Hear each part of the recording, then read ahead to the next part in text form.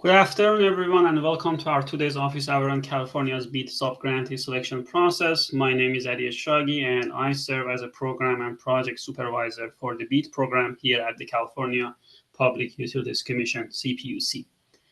I'm joined today by my colleagues from CPUC, CTC Technology and Energy, and Ready.net. In terms of today's agenda, we'll go through some selected questions first, and we have an opportunity for follow-up questions and other questions you may have. Then we'll go through next step and reminders. But first, we'll start with some housekeeping items as well as the structure of this session today. So as we announced last week, today's format is a bit different from our previous office hours sessions. This session is now a live interactive office hour where we feature a discussion of selected questions from the CPUC BEAD FAQ. After each question, we pause to see if there are any follow-up questions. And at the end, once we are done with all questions, we open up the floor for any other questions you may have. The focus is primarily on the project application related topics, considering that today is the last day of the pre-qualification and the project application deadline is May 9th. This is part of the CPUC's ongoing effort to provide clarity and transparency throughout the CPUC BEAD subgrantee selection process. As a reminder, CPUC is required to follow the rules established by the NTIA, which administers the BEAD program.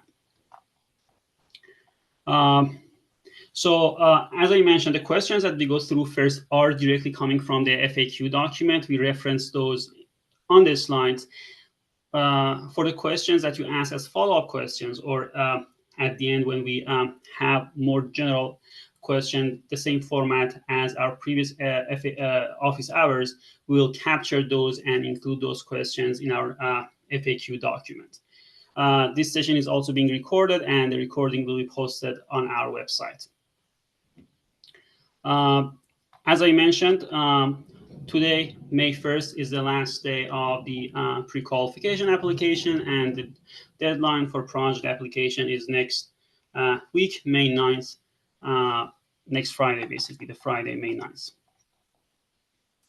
Going through some housekeeping items. As we go through the questions that we have, we pause at the end. If you have any follow-up questions, please write those in the chat, and we go through them one by one. If we need you to clarify elements of your question, we ask you to unmute yourself and basically provide the more information regarding your question. If you are called upon to clarify any parts of your question, please provide a clarification in the chat afterward. This helps us accurately capture your input for inclusion in our FAQ document. If you'd like to follow up on someone else's question throughout this presentation of the FAQ questions, or at the end when we have the opportunity to ask other questions, please write those in the chat and wait to be called upon.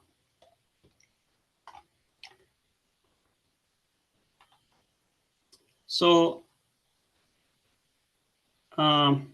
with that, I think we can go through the questions that we have. Just last thing, these are some of the links, important information. All of these you can find on our website. We have updated our subgrantee selection process webpage with all the information in one page that you need for the subgrantee selection process. So please go through those, find those on our webpage. And if you have any questions regarding the subgrantee selection process, send those to our mailbox, beadgrant@cpuc.ca.gov.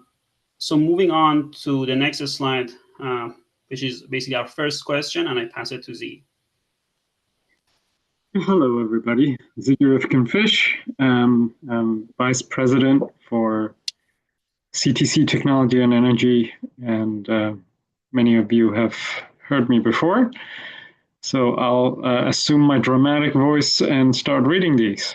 What is the timeline for revision requests once the application has been submitted? So our answer is, if you receive a revision request, you must respond within 3 business days. And that's due to a very extremely compressed timeline for BEAD. So there may not be additional opportunities for revisions, and I'm underlining here may. So it's in your interest to be as timely and thorough as possible. Thank you, Ziggy. So if you have any follow-up questions on that, please type it in the chat. As a reminder, as we go through these questions, please, for the follow-up question, focus on the question that we are presenting, since we might cover your question in the next slides. At the end, as I mentioned, as we go through these questions, if there are any other questions that you have and we did not cover those, we have the opportunity for you to ask those questions. So let's focus on the slides, the question that we have in terms of what follow-up questions you have.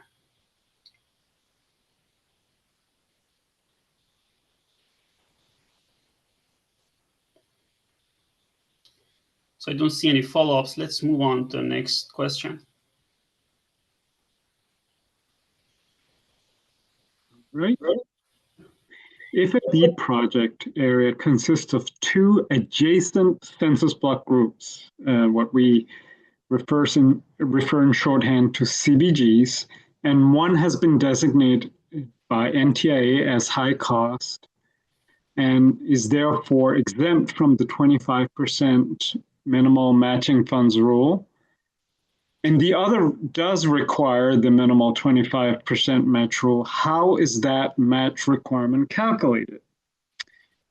So the match requirement will be calculated as a proportion of the number of BSLs in the high cost PAUs to the total BSLs in all project PAUs. So it might sound complicated, but it's actually very logical. It's basically you're weighing by number of BSLs in those PAUs. So for example, if the total number of eligible BSLs in a proposed project is 100, that's the total of all BSLs across all PAUs, and of these 110 are in the high-cost PAU or PAUs, then the minimum match requirement that would apply to the project as a whole would be 90 times 25% plus the weight of the remaining 10%, which is 0. So it becomes a prorated 22.5%. So this hopefully is pretty straightforward and intuitive. Thank you, Ziggy. So there's a follow-up question regarding our first question. If we submitted a pre-qual application as a city is still selecting a partner and responded to requests to revision and resubmitted already, but we'll be submitting an application with a partner, should we resubmit our pre-qual including info about the partner, or just proceed with the application with the partner who is submitting their own pre-qual? Ziggy? I would say either one, but we certainly encourage you to do number 2 so we get maximum information. But and would probably be simpler if they submit their own pre-qual rather than you having to redo all your stuff. So I think the answer would be to Ziggy's point is, if you have each applicant needs to submit their pre-qualification, so they need to submit their pre-qualification separately, as you mentioned in your question. But in terms of project application, basically the lead would submit the project application. That's right. Thanks.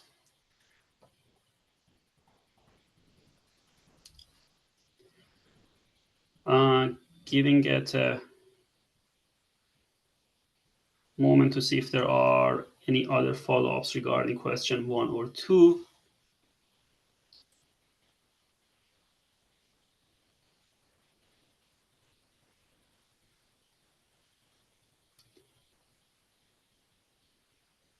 So let's move on to question number 3.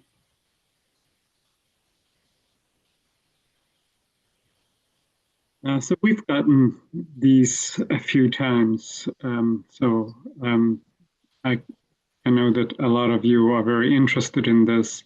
What types of contributions qualify as cash versus in-kind matching funds for the 90% proposal? Does it include labor, personnel of staff working, donated or loaned equipment, donated materials, real property or space use, easement, right-of-ways, pole attachment, wireless towers, third-party contributions? So yeah, those are all potentially eligible contributions. In-kind contributions, just like cash contribution, must be allowable and allocable eligible project expenses. Contribution should be an asset with a value that is dedicated to the project. So you'll need to assess the market value of the in-kind contribution. And NTA lists potential sources of in-kind contribution that, depending on the particular property or service or federal cost principles, could include exactly what we had there. And they're in the question, and their list is employee services, volunteer services, equipment, supplies, indirect costs, computer hardware, software, use of facilities, waiver of fees associated with access to rights of way attachment, conduits, easements, and access to other types of infrastructure. In-kind contribution must be valued at market rate. So it must have an attached value of a fair market rate and be directly allocable to the BEAD project and not to other efforts. Waived fees are not permitted as eligible expenses or match. Matching funds must meet the cost justification fair market value and record requirements of 2 CFR 200.306. You can look it up, but just to sort of summarize it, you'll be asked in your when you fill out the information for the 100% proposal, you'll be asked what's your method of valuation for your in-kind contributions. Thank you, Ziggy. Any follow-up questions on that?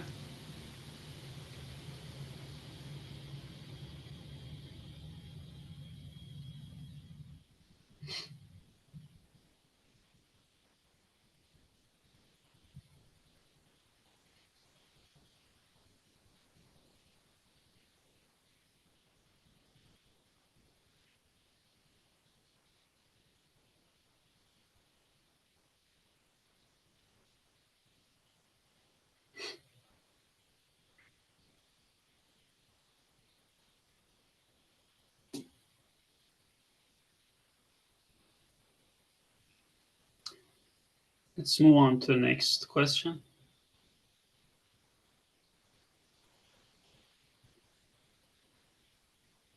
So on the topic of $0 proposals, if BEAD funds are not requested for a project area already served by a reliable broadband service, can it be assumed that requirements such as submitted auditing financial statements or obtaining a letter of credit will not apply? So the answer is that applicants may submit a $0 grant proposal for areas where BEAD funding is not needed. But all applicants, regardless of the funding request amount, are initially subject to BEAD rules and requirements. So obviously, if there's no engineering necessary for the zero-bid proposal, then engineering-related documents are not necessary. There is a process by which applicants can indicate locations are already served and should not receive BEAD fundings. If those locations are successfully validated as served, they will be removed from the BEAD award and will not be subject to BEAD rules or requirements. So conversely, if I may add here, if you just think or have a good reason to think that it's highly likely that they are served, but they turn out not to be, your proposal, cost proposal, you'll be on the hook for, including the commitments you make to all eligible locations, including the $0 ones. And if it turns out that they are in fact not served, then you will be on the hook for those as well.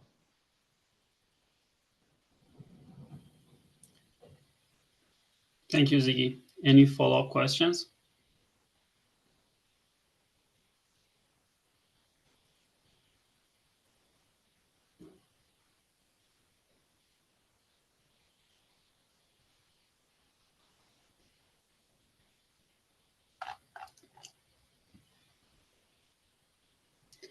So the first question is, can you elaborate on how we can show that locations are served, e.g. by licensed by ruled licensed by ruled service?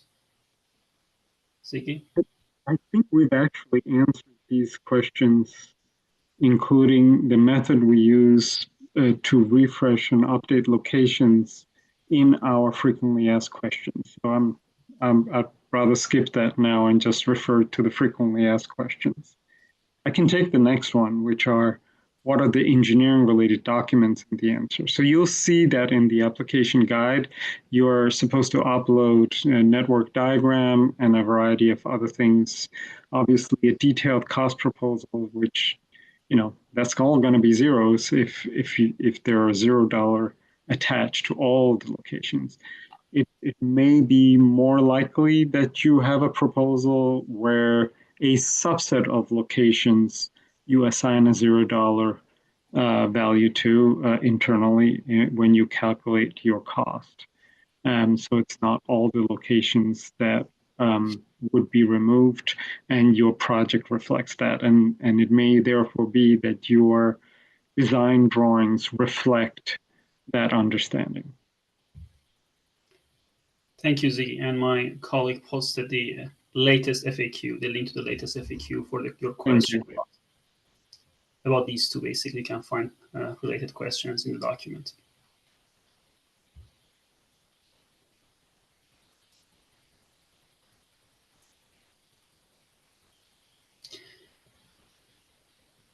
Let's move on to the next question.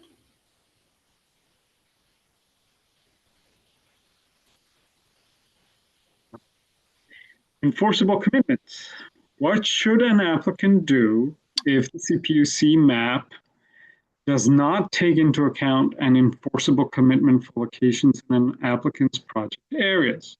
For example, if locations are now subject to an enforceable commitment from the last few months to serve some locations in a project area, how should the applicant identify those locations for CPUC?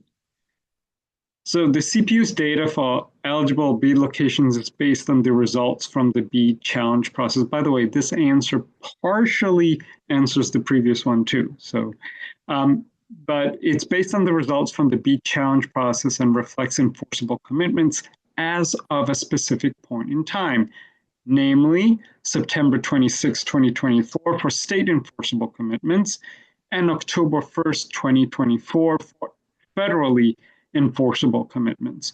New enforceable commitments may have been issued since the finalization of the data that are not reflected in the CPUC map or list of eligible locations. Applicants can identify these new enforceable commitments in their proposed project areas using the locations list template in the project application. Applicants should select reason code 4, which is designated as location, as a status of location is already served by an enforceable commitment. And in the zero funding reason column for those locations, applicants must submit a copy of the enforceable commitments as evidence. The applicant must also indicate its evidence type in the locations list and upload the evidence in the project application. So there are specific areas where you would include this information. The applicant's identification of the enforceable commitment will be subject to CPUC and NTA review and approval. Any upheld enforceable commitment will remove this location from any BEAD award. So you will obviously not be required to extend BEAD service to a location that has been determined as having an enforceable commitment.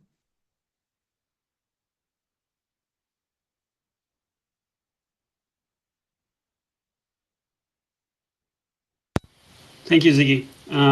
Any follow-up questions on this? While we're waiting for them, there is a question in terms of whether there is going to be a challenge process office hour. So we passed the challenge process phase. We are in the subgrantee selection process now. There are a few questions that are about the locations, like this one, for example, enforceable commitments. There are other questions we can go through FAQ in terms of like post-challenge map related questions. The short answer is there isn't going to be any office hour for the challenge process. We are in the sub-grantee selection process now. If you have any specific questions, please send those to our BEAD in terms of the challenge. Please send those to our bead@cpuc.ca.gov. There are a lot of questions in our FAQ document that tries to answer relevant questions that we have received so far. I just want to build on that answer to indicate that we conducted our challenge process in the third and fourth quarter of last year, consistent with the rules laid out in the NOFO, which was to have the challenge process before the subgrantee selection process, and that established the locations that are eligible to receive BEAD funding. So we have completed a challenge process, but it was done in advance of receiving project applications and conducting the subgrantee selection process. Thank you, Jonathan. I don't see any follow-up question on this one, so let's move on to the next question. Another a little bit related issue for the interactive map. What should an applicant do if the CPUC map identifies locations as eligible for BEAD funding, but those locations have existing privately funded service? That means they are served by the BEAD program's definitions. For example, if a neighborhood has recently been built with fiber from an ISP and doesn't need to be served by BEAD, how should the applicant identify those locations for the CPUC? So some of the answer here repeats what we just said because it applies to this situation as well. So the CPUC's data for eligible BEAD locations is based on the results from the challenge process that Jonathan just mentioned, which is completed, and reflects private build-out as of the conclusion of the challenge process and the version of the fabric of 12/31/2023 and national broadband map availability data of 5/14/2024 used in the challenge process. The post-challenge interactive map was published on February 7, 2025.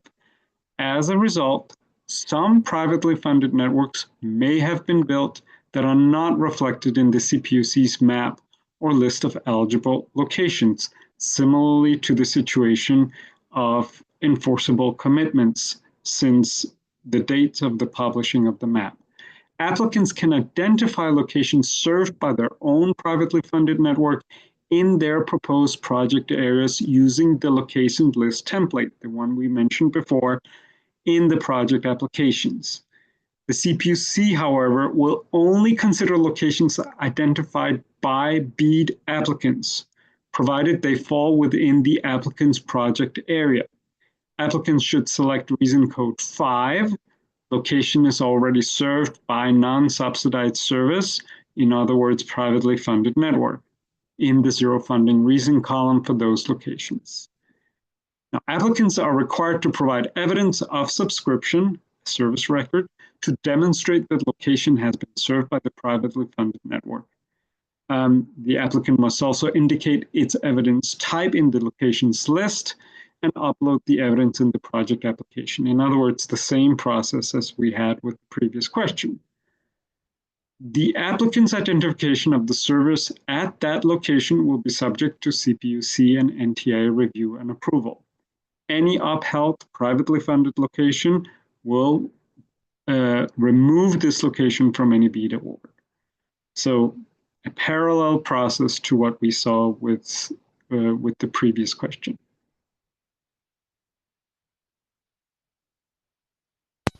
Thank you, Ziggy. So there's a follow-up question in regards to the post-challenge map and the enforceable commitments. If there is a PAU where updated BDC findings and or enforceable commitments would reduce the number of eligible locations, say it would exclude 20% of the locations. If you want to make sure these are excluded, but do not intend to build new service to serve the remaining 80%, should we submit an application for just to 20%? Ziggy? I can counsel you what your strategy should be for submitting applications, but there are we have certain requirements for how many you can exclude and how many you are including in your project application. Thank you, Ziggy. So there was a follow-up question in terms of challenge process. Yes, the challenge process is complete. You can find all the information on our website, and I ask my colleague to put the link to our BEAD page so you can see the process and the decision on the challenge process. Thank you.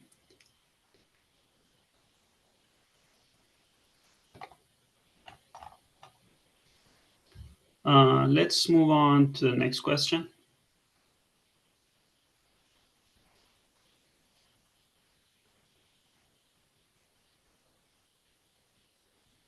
This is another question that sort of follows the two previous ones in logic.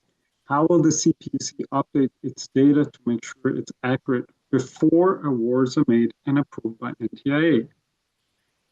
So the CPUC will follow NTIA's final proposal guidance version 1.2. That's available at NTIA's website, or any subsequent guidance rendered prior to submission of the CPUC final proposal to NTIA, in order to identify locations that should not receive BEAD funding and list them in the final proposal for NTIA approval. And the CPU will update its dataset to include new state and federal enforceable commitments and incorporate the most recent version of the FCC fabric before the final proposal is submitted and before final awards are made. Final locations adjustments based on applicant identification of locations that should not receive BEAD funding will be subject to CPUC review and approval, and will occur before the final proposal is submitted and before final awards are made. So for the full guidance, refer to NTIA's final proposal guidance version 1.2 and the final proposal submission requirements non-service codes.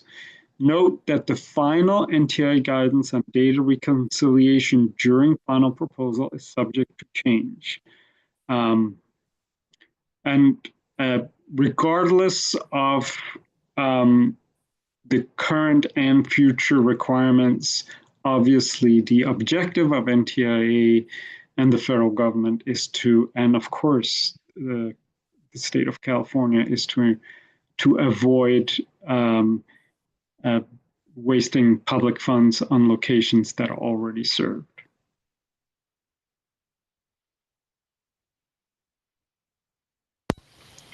Thank you, Ziggy. Any follow-up questions on this?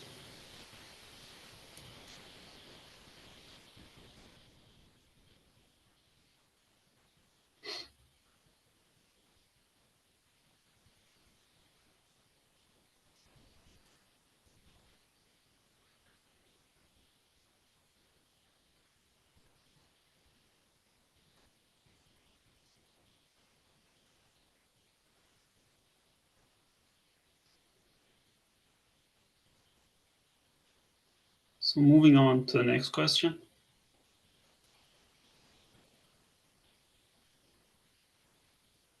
So this question refers to partnership applications.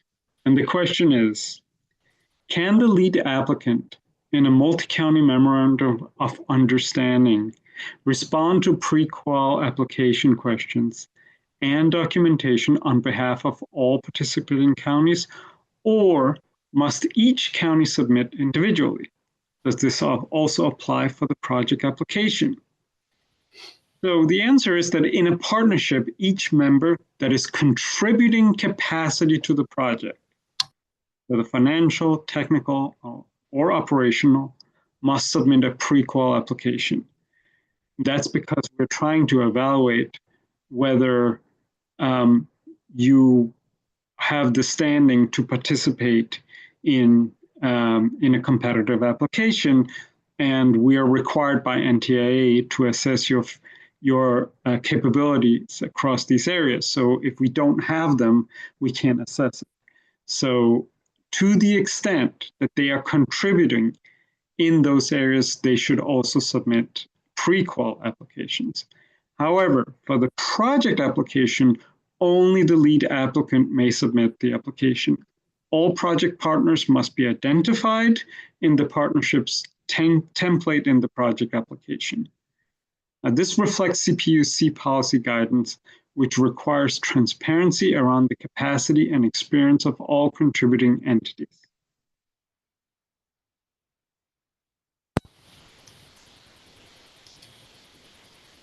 Thank you.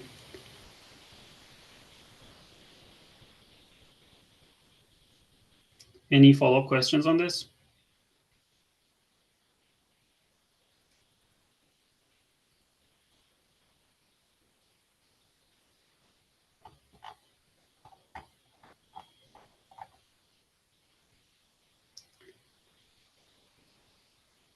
So the first follow-up question, if individual partners do not have all qualifications covered in the pre-qual, for example, a partnership with one providing the engineering expertise and one providing the financial backing, will that prevent them from passing the pre-qual? Ziggy? So I can't answer that without having access to what exactly is and is not provided.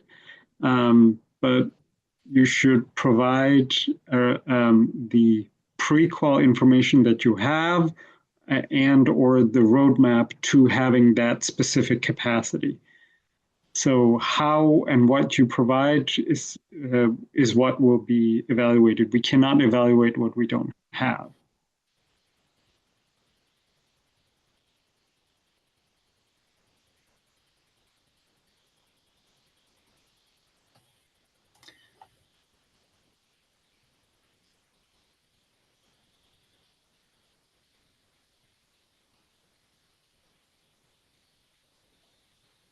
So there's a question that is unrelated to this one. We go through that after we finish this last question. I think the next one, Ziggy, if you can elaborate on that, I think you already answered that.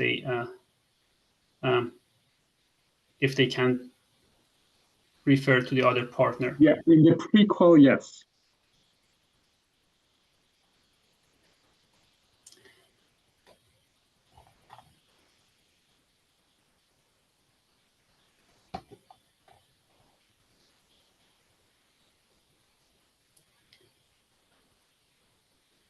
Okay, let's move on to the next one.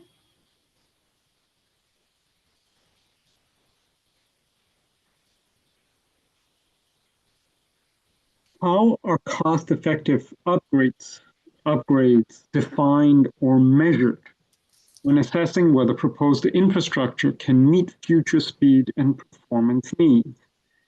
And this is a question that relates to actual scoring, not just capability. 1 point is assigned to this sub-criterion, and applicants will receive either 1 or 0 points. So this sub-criteria will be evaluated based on the technology proposed and whether it allows for cost-effective capital investment path and meeting future speed and performance needs. In the narrative, that question of 47D1, the applicant should describe the types of technology utilized. and we will then evaluate based on that technology. Generally speaking, and this is broadly speaking only, we may look in more detail at this description of the technology that you provide, but generally speaking, HFC meets these requirements and would receive 1 point. They are generally considered to be scalable technologies in that sense with cost-effective capital investment paths. It takes relatively little effort to increase speeds and capacity. Conversely, in general, DSL and fixed wireless do not feature the same extent of cost-effective capital investment paths and ability to meet future speed and performance needs, and do not meet these current requirements. With the caveat, then the implementation of massive MIMO and beamforming with sufficient backhaul would receive 1 point, because that is scalable and can overcome speed and signal disturbance to the point of not needing extra investments to scale and capacity. So that would receive 1 point.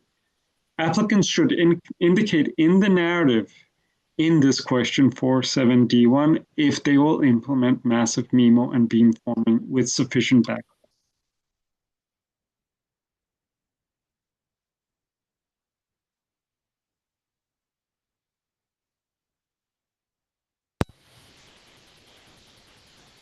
Any follow-up question related to this one? Thank you, Z. Give it another moment to see if there are any follow-up questions. And again, as a reminder, we'll have a few minutes at the end to go through other questions. At this point, please limit your follow-up questions to the questions that we have presented so far.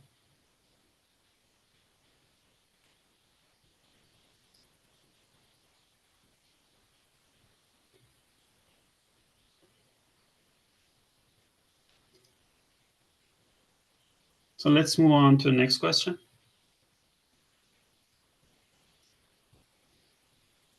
So for fixed amount subawards, which is the expected type of subawards that will be made to selected awardees, what is the expected time frame for payment to awardees from grant funds after completing a milestone?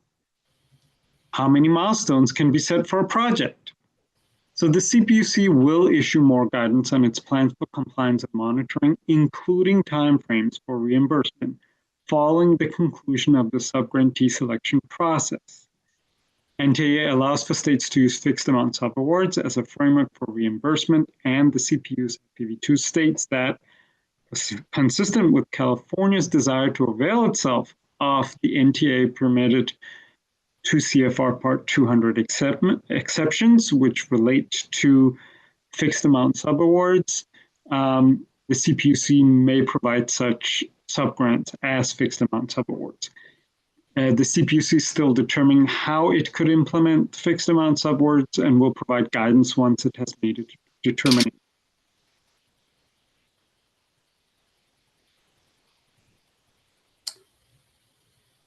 Thank you, Z.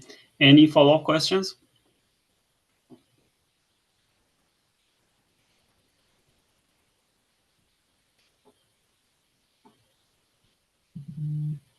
I can, if just to maybe get some concerns out of the way. The idea behind fixed subgrant awards, fixed amount subgrant awards that are milestone based, is to align them to how broadband construction projects works. So they'll be structured in a way that you will probably recognize. So you may have some categories, there may be some categories in the beginning that relate to pre-construction activities that are necessary, such as engineering, permitting, or other types of pre-construction efforts, and then milestones that are related to incremental progress in the completion of the project. So it's not going to be like 2 milestones for a project, but it's also probably not going to be 30. But it'll be an amount that will look reasonable and something that you probably will recognize from other types of projects. Thank you, Ziggy. Let's move on to the next question, which I believe is our final question. So what are the consequences of requesting a match waiver in my application? And I think it actually, the answer here may answer a question that was referred in the chat that I saw about how the match waiver works and when and where it'll be it appears. So the federal government requires that applications using reliable broadband service meeting the required minimal 25% match be considered first before any applications using reliable broadband service requesting a match waiver in the same area. However, applications requesting match waivers in areas with no other suitable reliable broadband service applications will be considered. Further, certain census block groups are exempt from match requirements since they are designated by NTIA as so-called high-cost areas. And they will therefore lower the overall minimal match requirement for a project that includes these areas. So while the NTIA has stated that match waivers will be granted, quote, only in special circumstances, unquote, the CPUC will include the match waiver and justification in its final proposal to NTIA if the project is selected by the CPUC.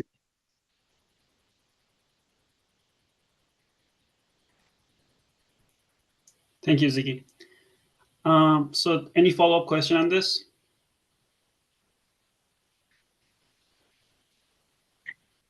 So the answer to the question in the chat is that you are doing it in the application. You'll have a question that specifically asks you if you seek it, and you will check that off. And if you do, you'll be asked to provide a justification. And the implication then is that that if there are other applications that do propose a match and they are within budget and can be assigned to the area, then they will be assigned. But if there aren't any others, then yours might very well be assigned. Thank you, Ziggy. So that's the end of the first part of today's session, which was going through some of the questions from the FAQ document. Now we have this opportunity to go through other questions that you may have. Just as a reminder, the focus and the scope of this office hour is the subgrantee selection process. If you have questions about the challenge or like overall CPUC BEAD process, please send those to bead@cpuc.ca.gov. There are a lot of information on our website as well, but to make sure that we stay focused on the scope of today's session, considering the limited time that is remaining for the application. We would like to focus on those and answer relevant questions through subgrantee selection process. So I saw a few questions that were not directly related to questions that we presented. I go through them in order. The first one is, does the letter of credit bankruptcy opinion need to come from the bank's legal counsel, or does it simply just need to be legal counsel license in the state of California? Ziggy or Joe, any opinion on this? I believe, and Joe can correct me if I'm wrong, I believe it just needs to be a legal counsel, licensed legal counsel.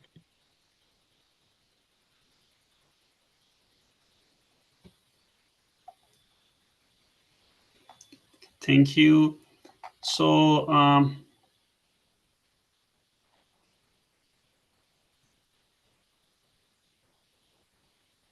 trying to find the other question.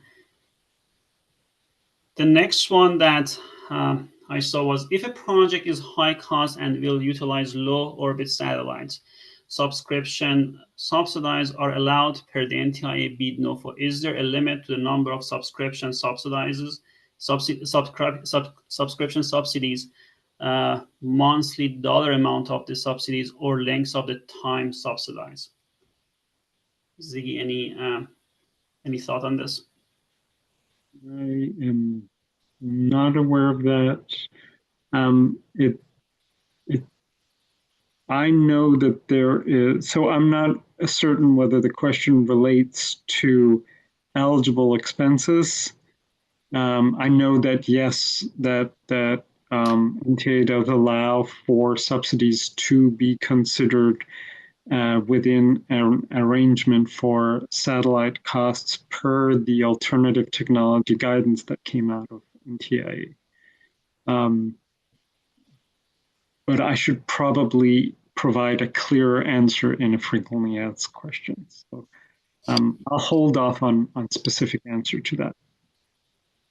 Thanks. We'll include that in the FAQ document. If you need a sooner answer, please also email this question to us, grant@cpuc.ca.gov. We still include that in the FAQ, next version of FAQ, but I wanted to make sure that if you need an urgent response, we'll be able to get back to you sooner if you submit this question through our mailbox. I will say that there is the NTA, when it wrote the draft guidance, and let me underscore draft guidance for alternative technologies here, it did so without putting particular limits to it, but only indicated that it's something that should be considered in cost proposals and in the state's consideration of such proposals. So I think the intent is to ensure that it doesn't become unaffordable for the subscriber. And that's about the logic that they included in there. Thank you. So next question is, we are nearly ready to submit our BEAD application, but our pre-qualification application is still marked as in review. Will we be able to submit our BEAD application even if the pre-qualification has not yet been formally approved? The answer is yes, you are able to submit your application. The next question is a follow-up on the match waiver. Does the state map designate unserved, underserved locations as high cost for the purpose of automatic match waiver determination? Ziggy? Yes. So the map does indicate which CBGs are designated by NTA as high cost and therefore are automatically waived from the 25% minimum requirement. And that attribute is assigned to all the eligible locations in that PAU, or CBG, I should say.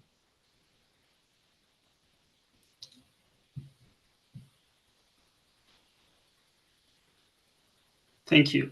So there is a question in regards to the submission of basically system, some system issues. Jonathan, do you want to provide a high-level answer, or should I defer to Clay on that? No, I can start off, and Clay can feel free to jump in. So there are two issues being raised. One was resolved because it appears the applicant may not have been aware of that there's a 50% requirement that 50% of the project needs to be in high need area, include high need project area units. With regards to the time that it takes to do the uploads, the system is designed primarily for applicants who have designed their projects outside of the system. And so while the system may be used in other ways, extremely large projects will result in a slower time frame. Also, of course, there are many other applicants in the process right now of submitting it, but for projects that involve hundreds or thousands of project area units, our experience has been that those entities generally design their projects using software and systems that are outside of the project application and then upload their finalized project through a CSV file.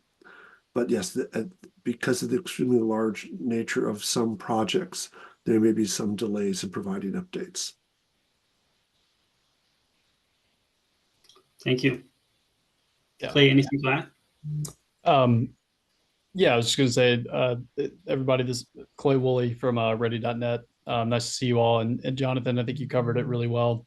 Our engineering team has pushed a fix to where you should see everything loading properly. That being said, to Jonathan's point, if you are uploading anywhere above 350 project areas, depending upon how many BSLs are in, that is the level at which you might experience delays. So if you are contemplating projects of that size, you just need to be patient while the data loads in. That includes both the PAU selection page and the following page where the locations are being loaded. Thank you. Thank you, Jonathan. Thank you, Clay. So waiting for the next question. We have a few more minutes.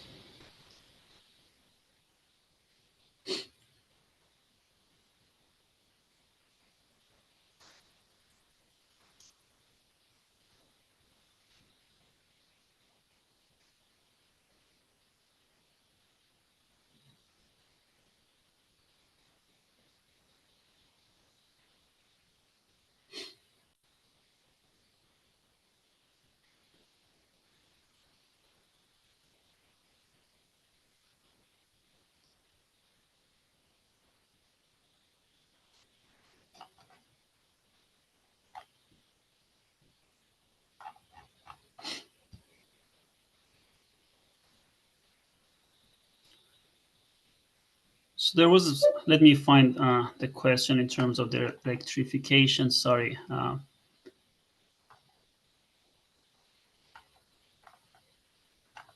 if you can copy it again, Christopher, so I can see it. Sorry, I can't find it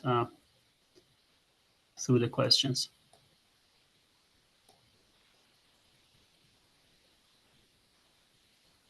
So the question is basically for some places that they don't have the electricity access, can the establishment of commercial power be included as an eligible expense in their BEAD application? Ziggy, any opinion on this?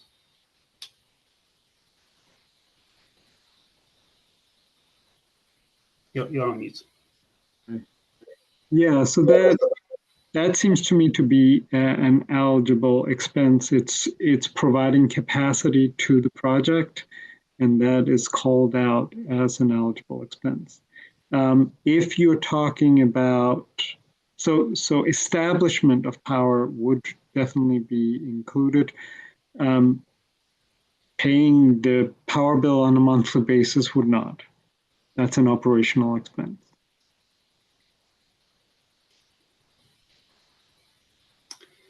Thank you. So the next question is,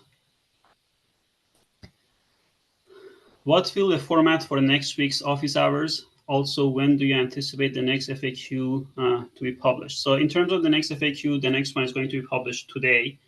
That doesn't include the questions that you asked during this office hour. And then another version will be posted next week, which covers the questions of this office hour. The next office hour, the next week, the plan is to go basically going back to the previous format, but making sure that we cover all the questions that we receive from the cutoff date for the FAQ document. So all the questions that you submit to us through our email, we'll cover those, make sure that we share all the answers with everyone. Next week would be May 8th, the day before the close of the project application window. Again, if you have any questions, in the meantime, please send those to beadgrant@cpuc.ca.gov. Just to repeat, the new version of FAQ document will be posted today, and we aim to post another version next week.